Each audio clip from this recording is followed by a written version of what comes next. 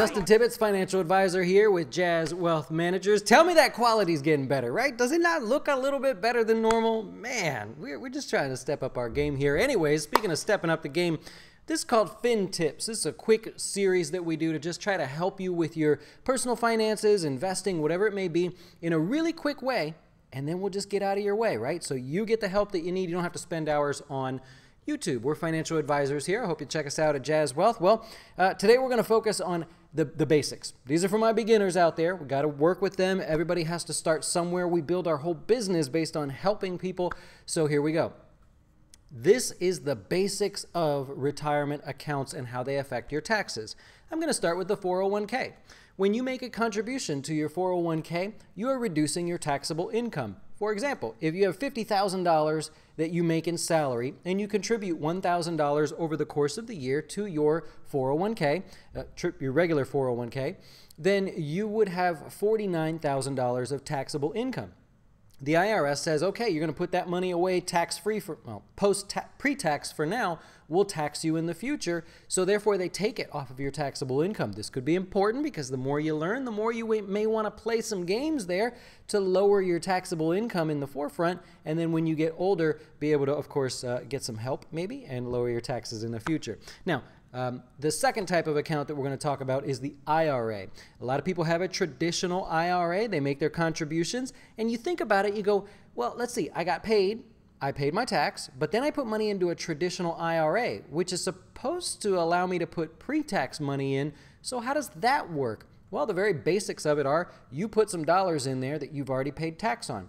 You then go and submit that to the IRS at tax time and say, I put $1,000 in my traditional IRA. You guys already taxed me. And for the most part, you're eligible to use that as a deduction on your tax return. Essentially, like you're kind of getting the money back. Now, be very careful here, though. There's a lot of little reasons why you may not get a tax credit or the deduction on your taxes.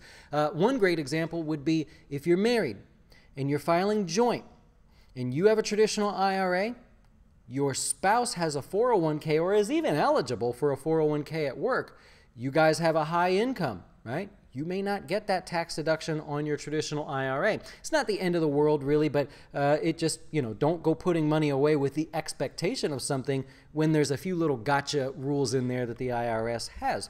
Happy to help with that. For that example I just gave, by the way, 2019, if your modified adjusted gross income is over $203,000, that's where that scenario would play in there. So just be careful. If you have a traditional IRA, you're putting money away, you think you're going to get that tax credit. Not always the case. For the most part, you'll probably be just fine, but that's how it works there. The last account I want to focus on today is the Roth IRA, one of the more popular ones because people want to get the taxes out of the way.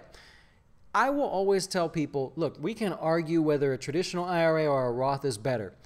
But I'll always go with the known over the unknown. And the unknown is, what are taxes going to look like in the future? I don't know. Maybe everybody's always like, they're going to be ridiculously high. People have been saying that for decades. Not really the case, right? But you don't know what it's going to be. In a Roth IRA, what happens is you get paid out of your paycheck. The money goes into your bank account. You are then able to take that money from your bank account, put it in a Roth IRA because you have earned income. That's the only real rule for the Roth IRA is that you have earned that income from somewhere and you report it to the IRS, which means you paid your taxes. Money comes from a paycheck, from your self-employment, however you pay yourself, you paid your taxes, and then that money can go into a Roth IRA. So you don't get a tax deduction now, you don't get a tax break in the future, but you don't have to pay tax in the future, and that's the big selling point there. Now, the key there is you must have earned income, or you must be married, filing jointly, and your spouse has earned income. If you don't work for some reason, and your spouse does, they can contribute to your Roth IRA for you. It's totally allowable, okay? Now, be careful here. If your income is too high, you actually can't contribute to it for the year that your income is too high.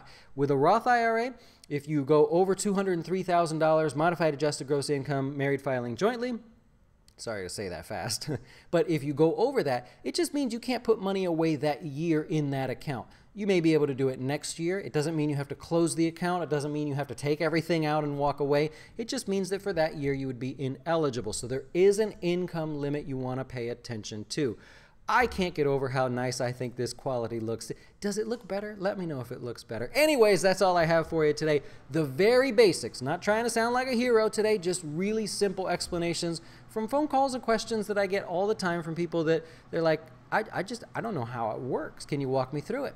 There you go. If I helped you in some way, hit the subscribe button. If you need help from us, jazzwealth.com, and we'll talk to you soon. Enjoy. Why should you choose JazzWealth as your retirement or long-term investing service? Our portfolios are managed by us, not some faceless mutual fund manager. Our private classes will teach you everything about investing and getting your dough straight.